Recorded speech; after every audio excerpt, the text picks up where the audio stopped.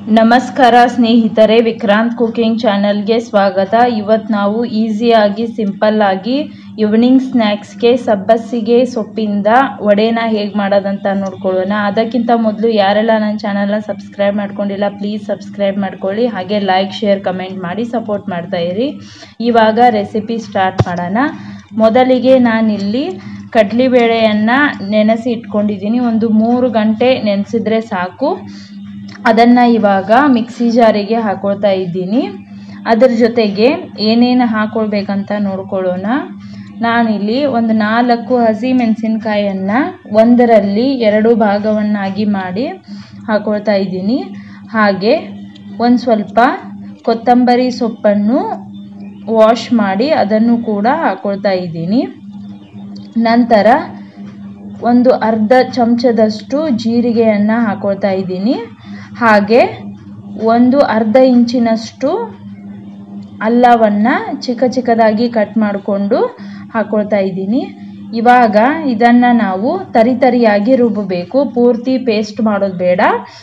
ಕಡಲೆಕಾಳು ಕಾಣೋ ಹಾಗೇನೆ ನಾವು ಅದನ್ನು ಮಿಕ್ಸರ್ ಮಾಡ್ಕೋಬೇಕು. ಇವಾಗ ಇದನ್ನು ಮಿಕ್ಸಿ ಮಾಡ್ಕೊಂಡಿದ್ದಾಗಿದೆ. ನೋಡ್ತಾ ಇರ್ಬೋದು, ಕಡಲೆಕಾಳು ಒಂದೊಂದು ಹಾಗೆ ಕಾಣ್ತಾ ಇದೆ. ಹೀಗೆ ಇದ್ರೆ ಚೆನ್ನಾಗಾಗತ್ತೆ. ಇದನ್ನು ಈಗ ಒಂದು ಮಿಕ್ಸ್ ಮಾಡೋಕ್ಕೆ ಒಂದು ಪಾತ್ರೆಯಲ್ಲಿ ಹಾಕೊಳ್ತಾ ಇದ್ದೀನಿ. ಮಿಕ್ಸರ್ ಮಾಡಿದ್ದನ್ನು ಹಾಕ್ಕೊಂಡು ಇದಕ್ಕೆ ಈಗ ಸಬ್ಬಸಿಗೆ ಸೊಪ್ಪನ್ನು ಹಾಕೊಳ್ತಾ ಇದ್ದೀನಿ. ನಾವು ಎಷ್ಟು ಪೇಸ್ಟ್ ಇರುತ್ತೋ ಅದರ ಅರ್ಧವನ್ನು ಸಬ್ಬಸಿಗೆ ಸೊಪ್ಪು ಹಾಕ್ಕೊಂಡ್ರೆ ಚೆನ್ನಾಗಿರುತ್ತೆ. ಹಾಗೆ ಇದಕ್ಕೆ ಅರಿಶಿನ, ಹಾಗೆ ಚಿಕ್ಕದಾಗಿ ಕಟ್ ಮಾಡ್ಕೊಂಡಿರೋ ಉಳ್ಳಾಗಡ್ಡಿಯನ್ನು ಹಾಕಿ ಅದಕ್ಕೆ ರುಚಿಗೆ ತಕ್ಕಷ್ಟು ಉಪ್ಪನ್ನು ಹಾಕಿ ಒಂದು ಸಲ ಚೆನ್ನಾಗಿ ಮಿಕ್ಸ್ ಮಾಡ್ಕೊಳ್ತಾ ಇದ್ದೀನಿ. ಇವಾಗ ಇದು ಮಿಕ್ಸ್ ಮಾಡ್ಕೊಂಡಿದ್ದಾಗಿದೆ.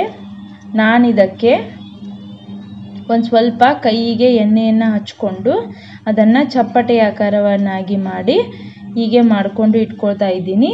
ಹಾಗೆ ಸಣ್ಣ ಸಣ್ಣ ಬಾಲ್ಗಳನ್ನಾಗಿಯೂ ಕೂಡ ನಾನು ಮಾಡಿ ಮುಂದೆ ಫ್ರೈ ಮಾಡ್ತೀನಿ.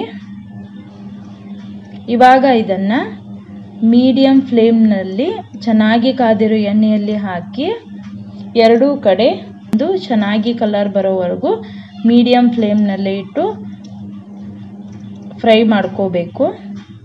ಇದನ್ನು ಹಾಕಿದ ತಕ್ಷಣವೇ ಮುಟ್ಟಿದ್ರೆ ಅದು ಒಡೆದೋಗ್ಬಿಡುತ್ತೆ. ಹಾಗಾಗಿ ನಾವು ಒಂದು ಸ್ವಲ್ಪ ಬಿಟ್ಟು ನಂತರ ಅದನ್ನು ಮಗ್ಸ್ ಹಾಕೋಬೇಕು. ಇವಾಗ ನೋಡ್ತಾ ಇರ್ಬೋದು, ಅದು ಕಲರ್ ಚೇಂಜ್ ಆಗ್ತಾ ಇದೆ. ಹಾಗೆ ಇಲ್ಲಿ ಚೆನ್ನಾಗಿ ಇದು ಕೂಡ ಫ್ರೈ ಆಗಿದೆ. ಈ ಕಲರ್ಗೆ ಬಂದರೆ ಸಾಕು. ಇದನ್ನು ನಾವು ಈಗ ತೆಗೆದಿಟ್ಕೊಂಡ್ಬಿಡೋಣ.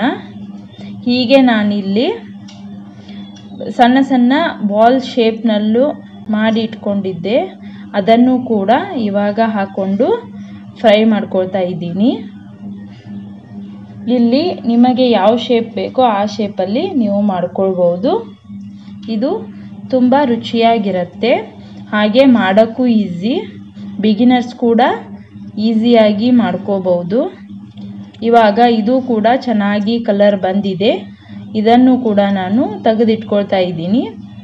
ನೀವಿದನ್ನು ಟೀ ಜೊತೆ ತಿನ್ಬೋದು, ಹಾಗೆ ಗ್ರೀನ್ ಚಟ್ನಿ ಜೊತೆನೂ ತಿನ್ಬೋದು, ರುಚಿಯಾಗಿರುತ್ತೆ. ಇವಾಗ ನೋಡ್ತಾ ಇರ್ಬೋದು ಎಷ್ಟು ಚೆನ್ನಾಗಿ ಸಬ್ಬಸಿಗೆ ಸೊಪ್ಪಿನ ವಡೆ ಬಂದಿದೆ ಅಂತ. ನೀವು ಕೂಡ ಇದನ್ನು ಮನೆಯಲ್ಲಿ ಟ್ರೈ ಮಾಡಿ. ನನ್ನ ಇವತ್ತಿನ ವಿಡಿಯೋ ನಿಮಗೆ ಇಷ್ಟ ಆಗಿದ್ದಲ್ಲಿ ಲೈಕ್ ಶೇರ್ ಕಮೆಂಟ್ ಮಾಡಿ ಹೀಗೆ ಸಪೋರ್ಟ್ ಮಾಡ್ತಾ ಇರಿ. Thanks for watching. ಬಾಯ್.